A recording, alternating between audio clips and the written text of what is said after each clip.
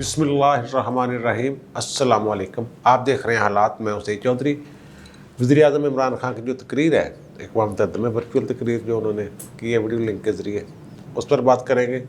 और अमरीकी दानिशवर इस हवाले से क्या सोच रहे हैं, दुनिया क्या सोच रही है इस तकरीर के हवाले से। फिर वज़ीर-ए-आज़म मोदी इंडियन जो हैं, उनकी अमरीकी सदर बाइडेन के साथ जो मुलाकात हुई है, उस हवाले से पाकिस्तानी मीडिया कह रहा है जनाब उनको गो के मारा, बाइडेन ने गांधी का फलसफा सिखा दिया वगैरह। इस पर बात करेंगे। ये मुलाकात कैसी रही है, इसके मुसबरात क्या होंगे और माहौल क्या था अंदर जब बात हो रही थी। तो सबसे पहले तो करते हैं वज़ीर-ए-आज़म की बात। अच्छी तकरीर थी, बड़े अच्छे अंदाज में उन्होंने मुकदमा लड़ाया कश्मीर का। अफ़गानिस्तान के इशू पे भी उन्होंने जो बात की है, उन्होंने कहा कि तालिबान की फतह के पीछे हमारा कोई हाथ नहीं है, वो उनका अपना मामला है, अपनी लड़ाई थी। तो मैंने 2006 में बाइडेन से कह दिया था ये कि अमन जो है वो मुज़ाकरात के ज़रिए आ सकता है, लड़ाई हल नहीं है। जो वहाँ अमरीकी हैं, जो साफ़ी हैं, ख़ासतौर पर जो पाकिस्तान से ताल्लुक़ रखने वाले हैं, वहाँ जो बात हुई है इस मौजू पे ज़ाहिर उनकी आपस में, तो वो ये कहते हैं कि जनाब ये इमरान खान साहब शायद आग और पानी को आपस में मिलाना चाह रहे हैं। तालिबान को अगर तस्लीम करना है तो खान साहब के कहने पे नहीं करना, ना ही मुज़ाकरात की बात जो है वो खान साहब के मशवरे पे हुई थी। ये नहीं होता कि जिनके साथ आप लड़ाई थी आप उनको दावत दें वाइट हाउस में और कहें जनाब खाना शाना खाएँ आप हमारे साथ और हम आपको तस्लीम कर रहे हैं। अगर उन्होंने कोई प्लान किया है अमेरिका ने तो वो अंदर खाते होगा। ऐसे नहीं होता कि जनाब ओपनली खुले बंदों ऐसे मामला जो हैं वो तय करते फिरें उन लोगों के साथ जिनके साथ 20 साल वो जंग में रहे हैं। बहरहाल एक तो हमारे सदर साहब तो वो मरीदी के मशवरे भी दे चुके हैं ना, बाइडेन समेत पूरी आलमी जो क़यादत है, जो लीडरान है उन सबको कि जनाब आप आएँ। वज़ीर-ए-आज़म साहब ने यार जो अच्छी बात की है ना, वो इंडिया का इंतहा पसंद चेहरा जो है, ख़ास तौर पे मोदी सरकार के आने के बाद वहाँ जो इंतहा पसंदी के वाक़यात होते हैं, हिंदुत्वा है, RSS है, उनके जो मज़ालिम हैं, और फिर जो रियासती दहशतगर्दी कश्मीर में हो रही है और गिलानी साहब की मैयत ले गए, इसका भी ज़िक्र किया उन्होंने।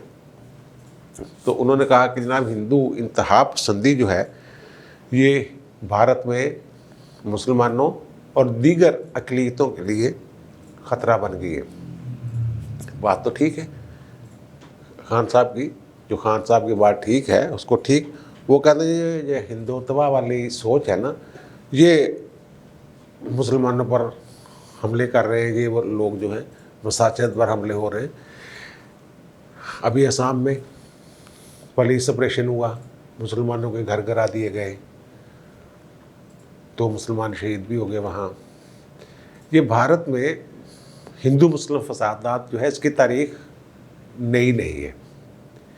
क्या हमें पाकिस्तान से पहले भी कुछ मामलात होते थे, लेकिन क्या हमें पाकिस्तान के बाद तो फिर 1947 वाले फसादात को तो पता ही है।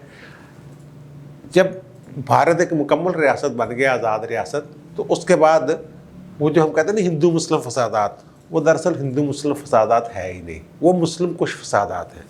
देखें उत्तर प्रदेश में 2013 में जो फसादात हुए उनमें मुसलमान जो हैं जाँ बाक होने वाले उन फसादात में उनकी तादाद 2 गुना थी हिंदुओं से। ज़ाहिर अपने दिफा में या मज़ाहमत में कुछ ना कुछ तो करना होता है। फिर जो गुजरात के वाक़या है और वहाँ तो कहते हैं जनाब 2500 मुसलमानों को कत्ल किया गया था उसमें। और फिर 2020 में दिल्ली में जो फसादात हुए ये सबके सामने हैं, 53 अफराद वहाँ। अब वो असम वाली बात है ना, उसको थोड़ा सा उसका बैकग्राउंड थोड़ा सा मैं अगर समझा दूँ या बता दूँ, समझाना क्या है कि जब बांग्लादेश में जो मशरक़ी पाकिस्तान था वहाँ लड़ाई शुरू हुई है तो बहुत सारे लोग तर्क सुकूनत करके असम में आ गए थे। तो वहाँ उस वक्त भी, फिर उसके बाद जब वो जंग बंदी हुई है, मशरक़ी पाकिस्तान बांग्लादेश बन गया, तब भी लड़ाइयाँ छड़ाइयाँ वो शुरू हुई हैं उनकी मुसलमानों के साथ। एक बड़ी तादाद जो थी मशरक़ी बंगाल से असम में लोग आ गए थे। तो वो जनाब अब उन्होंने वहाँ एक कानून बना दिया है, उसका नाम है NRC, national register of citizen. वो कहते हैं कि 24 मार्च 1971 से पहले वहाँ जितने भी लोग बसते हैं असम में, उन्हें ये साबित करना पड़ेगा कि वे 24 मार्च 1971 से पहले के वहाँ रहने वाले हैं, जब उससे पहले के वहाँ रहाइश पजीर हैं। और फिर उन्होंने उस जो रजिस्टर है उसकी एक लिस्ट जारी की। बाद में 19 लाख लोगों को उन्होंने कहा जनाब ये तो भारतीय है ही नहीं, ये गैर मुस्लिम है, सॉरी ये गैर भारतीय हैं, गैर। तो उनमें 11 लाख मुसलमान और 3 से 4 लाख कबायली और 5.5 लाख जो है वो हिंदू भी हैं उसमें। अब वो उन्हें कहते हैं जनाब निकलो इतों, वो कहाँ जाएं, उनके घर आ रहे हैं। एक बड़ा इलाका है, कहते हैं कि कोई 34% इस अगर ये लिस्ट शामिल कर ली जाए तो वहाँ मुसलमान है। 34% बहुत बड़ी तादाद होती है, लेकिन वो बेचारे कसम पुरसी की हालत में है। कोई माशी तौर पर कोई इतने वो तगड़े लोग नहीं हैं, लेकिन ज़ाहिर है वो ज़्यादा बंगाली बोलने वाले हैं, वो असल में बंगाली बोलने वाले हैं। अब बांग्लादेश के साथ इतने अच्छे ताल्लुकात हैं भारत के, और जो वहाँ खातून वज़ीर आज़म हैं वो तो जनाब मोदी साहब को बुला के और पाकिस्तान मुखालफ तस्वीर पीछे लगा के वहाँ साइन करती हैं। तो ये सारी मामला और ये सारी सूरत हाल है। तो अब जो खान साहब की तकरीर है, मैं तो उसको कहूँगा कि वो अप्रिशिएट होनी चाहिए, तकरीर अच्छी है। अब उसमें दुनिया क्या रद्द-ए-अमल देती है, क्या असर होता है, क्या असर नहीं होता, ये तो यार डिपेंड करता है उस मुल्क की कुव्वत पे। अब खान साहब ने जो फरमाया है इसका रद्द-ए-अमल फौरी तौर पर जनरल असम्बली में जो UN मिशन के हिंदुस्तान के फर्स्ट सेक्रेटरी हैं स्नेहा दुबे, उन्होंने दे दिया। उन्होंने जनाब एक अजीबोगरीब ऐलान कर दिया। हम तो ये कह रहे हैं ना कि अक़वाम मुत्तहिदा ने मुख्तलिफ़ करारदादों के ज़रिए ये तय कर रखा है कि जो कश्मीरी अवाम है वो अपनी किस्मत का खुद फैसला करेंगे, रेफरेंडम होगा वहाँ। लेकिन ये जो फर्स्ट सेक्रेटरी हैं इंडियन, उन्होंने एक और ही मुतालबा कर दिया। ज़ाहिर है वो वज़ीर आज़म की तकरीर पर रद्द-ए-अमल दिया। जनरल असम्बली में उन्होंने ये कहा है कि कश्मीर और लद्दाख का इनका चाइना के साथ में पड़ा है, ये हमारा जनाब अटूट अंग है। और उन्होंने कहा है कि फौरी तौर पर पाकिस्तान ये इलाके खाली करें, यानी जो हमारा जिसे हम आज़ाद कश्मीर कहते हैं इसको भी खाली करें और लद्दाख को भी खाली करें, और लद्दाख के साथ फिर दूसरी जो रियासतें हैं गिलगित वगैरह उसकी तरफ भी जाएंगे, वो बात करेंगे। बहरहाल ये उसके रद्द-ए-अमल में ये कहा। लेकिन जो पाकिस्तानी हैं अमेरिका में वो खान साहब की इस तकरीर की तारीफ़ कर रहे हैं। उनका ये कहना है कि जो इन्होंने होना कुछ है या नहीं होना ये बात की बात है, लेकिन उन्होंने हिंदुस्तान का एक चेहरा है हुकूक इंसानी की खिलाफ वर्जियों के हवाले से वो पूरी तरह दिखाया है। और फिर वो असम वाली जो है वो तो इंटरनेशनल मीडिया ने भी उस पर सारी बात की है। अब हम आते हैं बाइडन और मोदी की मुलाकात। ये कहते हैं कि 1.5 घंटा मुलाकात जारी रही। इनके दीगर बड़े भी शामिल थे उसमें, सरकारी ओहदेदारान दोनों तरफ से। तो हल्का फुल्का माहौल भी वहाँ कुछ बीच में आया, कुछ ज़ाहिर कोई तफसीली गुफ्तगू भी हुई। जो बात हमारा मीडिया चल रहा है कि जनाब बाइडन ने मोदी को भगो कर मारी, गांधी जी का फ़लसफ़ा जो है अदम बर्दाश्त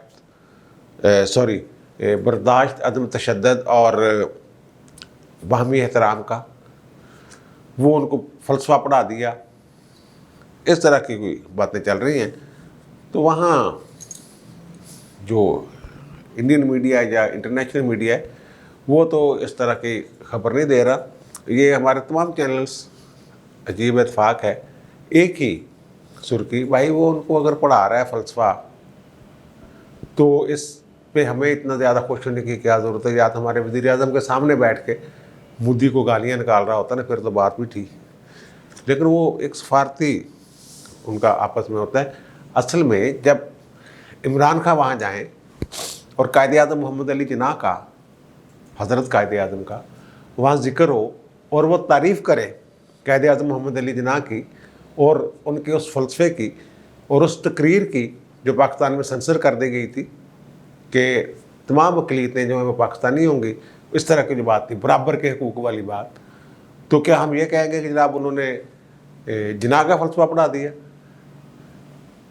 या जो मुख्तलिफ़ किस्म के यहाँ इस्लामी कवानीन है या आइन में जो लिखा हुआ है कि सदर वज़ीर-ए-आज़म वगैरह के लिए कि मुसलमान होना ज़रूरी है, तो कि बाइडेन ने, हम उसको जोड़ देंगे उससे कि बाइडेन ने बता दिया कि जनाब कायद-ए-आज़म ने तो ये कहा था कि यहाँ सब बराबर होंगे, तो आपने जी, ऐसे नहीं है। वो अगर कायद-ए-आज़म मोहम्मद अली जिन्ना के फ़लसफ़े की तारीफ़ करते हैं तो वो इसका मतलब ये नहीं कि वो इमरान खान को कह रहे हैं या पाकिस्तानी के को मोदी जो भी पाकिस्तानी सरबराह को कुछ कह रहे हैं कि आइन की फलाफला शिकें निकाल दें, ये बात नहीं है।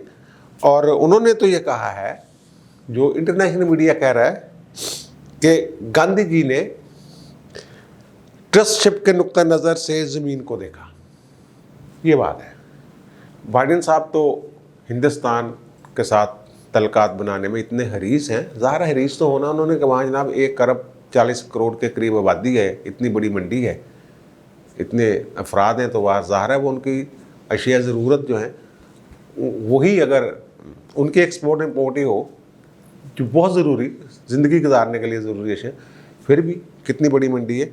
वो ये कह रहे हैं कि 2006 में जब मैं नायब वज़ीर-ए-आज़म था तो मैंने उस वक्त ही पेशगोई कर दी थी कि 2020 में भारत और अमेरिका एक दूसरे करीब तरीन ममालिक में से होंगे, यानी कि अमेरिका का करीब तरीन जो मुल्क होगा वो भारत होगा, यानी दुनिया में सबसे ज़्यादा करीब भारत अमेरिका के होगा। और वो कह रहे हैं जनाब वो ठीक बात है। फिर वो उनके जो आपस में मामलात हैं, मईशत, तजारत, इस पर बात हुई, 1.5 घंटा मुलाकात बहुत होती है। तो फिर उन्होंने ये बाकायदा ऑफिशियल मुलाकात थी, वो साइड वाली मुलाकात नहीं थी कि वहाँ को गए हुए हैं, ये पहले से तयशुदा मुलाकात थी कि ये सरकारी मुलाकात इसको डिक्लेयर किया गया था।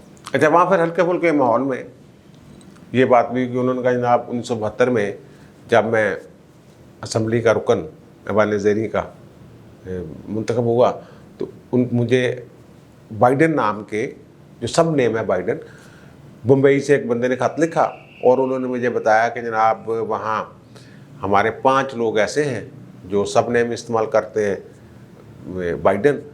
तो जो एक जॉर्ज बाइडेन थे, आयरिश कैप्टन थे और ईस्ट इंडिया कंपनी के मुलाजम थे, उन्होंने एक इंडियन खतून से शादी की थी, हम उसकी नस्ल से।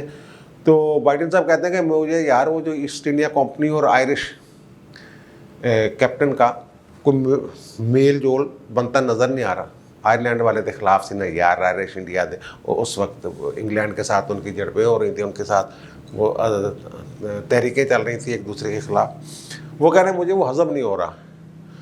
तो मैंने बड़ी कोशिश की है कि पता चल जाए, तो मुझे पता नहीं चला। और उन्होंने हल्के फुल्के अंदाज में कहा कि आज की इस मुलाकात का पूरा मकसद ही ये है कि मुझे पता चल जाए वो मेरा जो फैमिली ट्री है। तो मोदी ने कहा जनाब वो मैं सारी दस्तावेज़ात लेके आया हूँ, तो आप देख लें, शायद आपको कोई हेल्प मिल जाए उसमें। इस अंदाज में गुफ्तगू हो रही है। और हमारे यहाँ लोग कह रहे हैं कि जनाब बाइडेन ने आईना दिखा दिया, बाइडेन ने गांधी जी का फ़लसफ़ा पढ़ा दिया। वो भाई वो मैंने पहले अर्ज़ किया, वो गांधी जी की तारीफ़ हो रही थी। क्या उन्होंने कहा कि भाई आप जो इमरान खान ने फरमाया और दुरुस्त फरमाया कि मुस्लिम कुछ फसादात, अक़लियतों के साथ बदसलूकी, कश्मीर वाला, क्या दोनों लीडरों के दरमियान इस मौजू पे एक लफ्ज़ अगर अंदर हुआ भी है, एक लफ्ज़ भी बाहर आया ना? अमेरिका ने इस बारे में बताया कुछ, जो, और ना ही भारत ने इस बारे में, भारत ने तो खैर बताने नहीं था, अमेरिका ने भी नहीं ये बात की। जो वाइट हाउस की तरफ से बताया गया है उसमें भी ये चीज़ शामिल नहीं है। बहरहाल इस चीज़ को यार आप उसके साथ ना जोड़ा करें कि भारत एक हमारा और उनका एक कुछ ज़्यादा मोहब्बत का रिश्ता है। मोहब्बत ज़्यादा की मोहब्बत का रिश्ता है ही नहीं। भारत जब से मोदी सरकार आई उस वक्त तो दूरियाँ मज़ीद बढ़ी हैं, और फिर कश्मीर वाला इशू। लेकिन इस तनाज़र में ये बात खुश होने वाली नहीं है कि जिसको हम पसंद नहीं करते उसके बारे में ये कर दिया। अब कोरोना के हवाले से वहाँ इतने बंदे, वो अल्लाह रहम करे, वो इंसान है जो इस तकलीफ़ में कोरोना में, तो हमारे यहाँ कहीं से ये, मैं सीरियस बात बता रहा हूँ, कहीं से ये बताया जा रहा है कि कहा जाता है कि जो भारत में ये कोरोना वाला वबा वाला इशू है इसको उछाला जाए। उस उछालने से जो भारत में अगर कोरोना फैल गया तो पाकिस्तान में क्या शिफा आ गई है। वो तो खुद अपनी वैक्सीन तैयार करते हैं, एक दिन में 1-1 करोड़ बंदे को लगा देते हैं, 80 करोड़ बंदों को वहाँ लग चुकी है। वो तो भीख में ली हुई या हाथ फैला के मंगवाई हुई वैक्सीन इस्तेमाल नहीं करते। वो तो बाइडेन ने जो आज जो मेन हेडिंग लगाई है इंडिया ने, जो इंडिया टाइम्स ऑफ इंडिया में देख रहा था, उसकी जो हेडिंग है वो ये नहीं है कि जनाब मुलाकात में ये हो गया, वो ये है कि बाइडेन और मोदी ने ये तय किया है कि इससे जो वबा है कोरोना की दुनिया में फैली, इस पर काबू पाने के लिए मुश्तरका कोशिश करेंगे। इस तरह की है उनके, और हम इस बात पे खुश होते रहते हैं कि इतने बंदे जनाब कोरोना इतने बंदों को हो गया। वो आगे जा रहे हैं, उनकी आबादी देखें, सलाहियत ने, बाकी जंगी सलाहियत ने या दूसरी उनको छोड़ने, लड़ाई झगड़ा होगा तो फिर देख लेंगे क्या करना है। सरदस्त उनकी जो आबादी को मद्देनज़र रख के, और फिर बाइडेन और के साबका बयानात और उनकी एक कह लें पेशगोई कि 2020 में करीब तरीन होंगे हम भारत और अमेरिका एक दूसरे के साथ। इन सारी चीज़ों को मद्देनज़र रखना चाहिए। वो कहते हैं ना, दुश्मन मरे तो खुशी ना करिए, तो इस पर खुश होने वाली बात नहीं। ये बस आप आवाम को खुश करना है तो करते रहें कि जनाब शर्म दिला दी, फलसफा पढ़ा दिया, भगो के मारी। अब मुझे दीजिए इजाज़त, इंशाल्लाह दोबारा मुलाकात होगी नए भी इलाके के साथ। अल्लाह हाफ़िज़।